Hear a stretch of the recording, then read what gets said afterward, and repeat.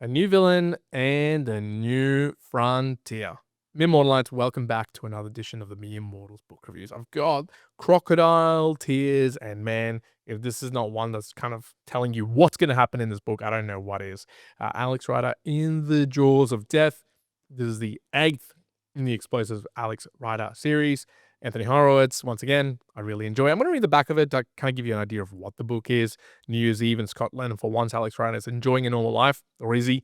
But then he meets Desmond McCain, now that's the bad guy, dynamic chief of international charity First Aid. What starts as a simple card game rapidly becomes a duel to the death. Suddenly, Alex is in more danger than ever before. So, right from the beginning, he's in Scotland, he's with Sabrina and her dad. Her mom's around, but didn't go to this particular party. Almost someone gets killed right at the beginning. So, like, again, it's an action-packed type of book.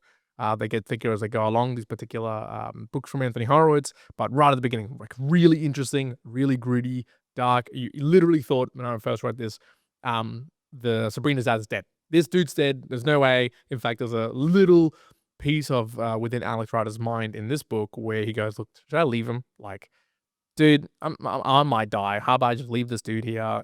I can just call out, but his internal interest or courage or whatever you want to call it, kind of like consciousness, like, you gotta try and rescue this goddamn dude." Luckily, somehow they got out of it.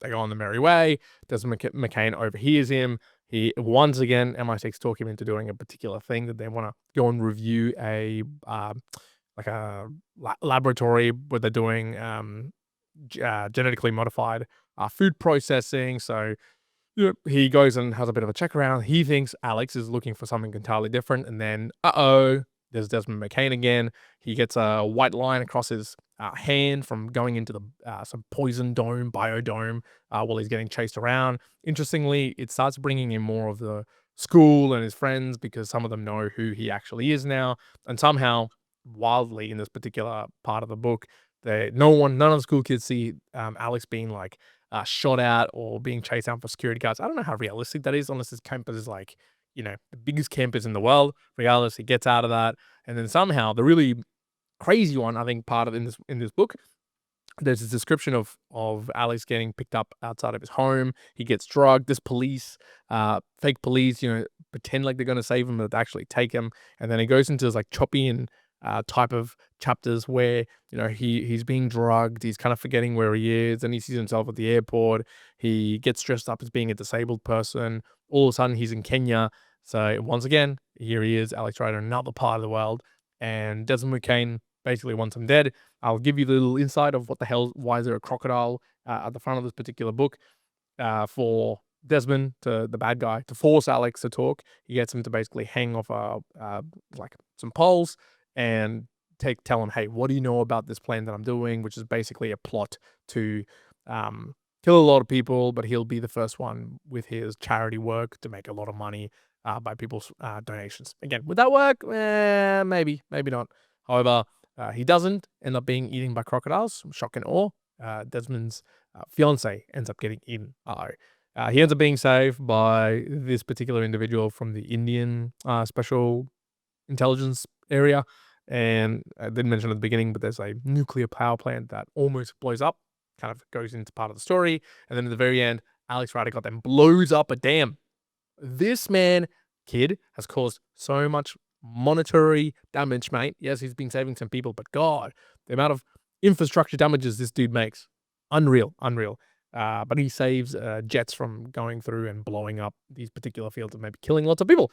So once again, Crocodile Tears, right? It's a general Anthony Horowitz, Alex Rider book, freaking action packed. It's exactly what you'd expect, right? Whenever I read any of these books, I'm like, I know I'm going to expect almost immediate action, cool information. I can read a chapter in about 5 minutes, 7 minutes, 10 minutes. I can put it down. I can pick it back up again. And I kind of know. I know what Alex Rider's like. I know his friends. The circle's pretty tight. You're learning about 300 million different things. I'm also reading at the moment The Lord of the Rings, right, which is completely different, obviously. But the characters are tight. You know exactly what they're going to do. You know roughly how they're going to interplay. Yes, they're going to the dam, and you kind of know, like, oh, something like this will happen. And then it's just fun to then read it and for it to happen. There's less surprises in this book than previous books in the last couple of books in the series, but you know, it's not bad, not bad at all. And the philosophy that I wanted to pull out, because once again, it's kids' book, so I'm gonna try and pull out some philosophy. So for those who are listening to this and you don't want to just listen about what the book review is, maybe a philosophy as well. Urgency is non-fucking negotiable. Urgency is non-negotiable, folks. Look, I'll tell about from the story. Again, there's lots of urgency. In particular, the individual who saved Alex from drowning in the loch in Scotland and also ended up saving him from the crocodiles. This individual, he's like, hey, I'm here to kill Desmond McCain because bad dude did bad things. I'm going to get him. And Alex was like, I could do that and I could leave things happen with the wheat field that's going to kill a whole other people, 10 LMI6, etc.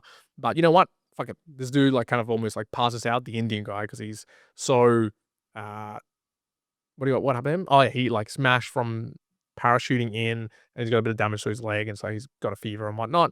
And Alex like, nah, I've got to save this. So urgency is non-negotiable. I'm not, there's no negotiating with themselves. I'm sure he wouldn't want to do this. I'm sure you wouldn't want to do this if you're after, imagine being drugged and all these weeks of being tortured or whatever else. And all of a sudden you're like, no, you know what? I'm going to strap this bomb that this guy brought in. I'm going to carry it through, I think it was like 3 or 4 hours through the bush in incredible heat, getting chased by the Kenyan tribe that's going after him.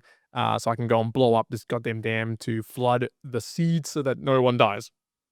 Again, urgency is non-negotiable. And I think similarly for us in life, urgency should be non-negotiable. In my work life, I'll tell you this right now, it has paid dividends time and time again to be urgent. It is so hard to have to work with people who are not urgent, who are not working towards a particular thing, who are not getting something done. You can tell the difference when you've got a little bit of urgency, aka, hey, we've got this going. What's the next action? What can you do? What can we get done today so it doesn't delay over the next couple of days? That urgency is non-negotiable in life, in work. It should be. It should be. It often isn't the case, but should be a non-negotiable when the question is asked whether, hey, can we have this session and do it the next 30 minutes, or the next hour, or the next available moment? You should, within reason, within reality, within logic, but there should be urgency and it should be a non-negotiable. Same thing goes with your training. Same thing goes with your goal setting. Are you setting some goals and going, you know what, it's August. I'm going to wait until the end of the year and I'll begin. Then I'll begin then, and then it'll be kind of good to go with the New Year's crew. Shut the fuck up. Urgency is non-negotiable. You should go, you know what, I'm on August 22nd. End of the month. In fact, end of the week. I'll decide whatever. Don't worry where you start. Put some pen to paper, put some keyboards, type it out and go, no, this is what I'm going to do. I'm going to be urgent about it. And what's the next logical action step I can take to actually make it happen? Urgency is non-negotiable. Be like Alex Rider, be urgent, have some urgency behind it, no matter what might have interplayed in your life. So, Immortalites, I'll leave you there with that bit of philosophy. Crocodile Tears, sorry for all the abusive swearing that I've been bringing to. Maybe a little bit too much for youth fiction, but fuck it, that's what it is. Immortalites, I hope you are well. One out.